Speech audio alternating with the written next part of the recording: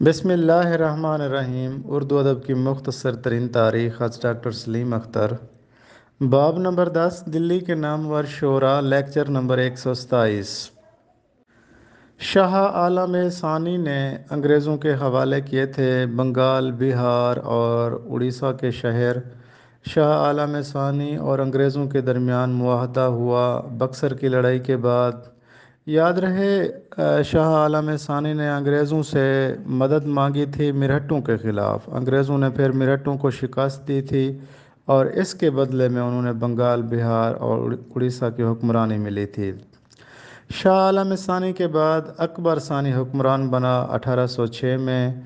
اکبر ثانی کے بعد بہادر شاہ ظفر بادشاہ بنے تھے 29 ستمبر 1827 کو۔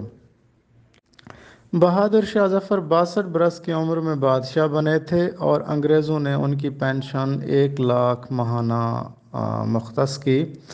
لارڈ لیک نے دلی پر قبضہ کیا تھا 5 ستمبر 1803 کو، یعنی 1803 میں انگریزوں نے دلی پر قبضہ جما لیا تھا۔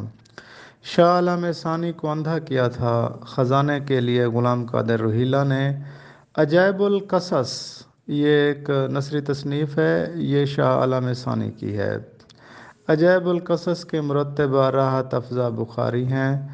عاقبت کی خبر خدا جانے، اب تو آرام سے گزرتی ہے۔ شاہ عالم ثانی شاعر بھی تھے اور ان کا یہ مشہور شعر ہے۔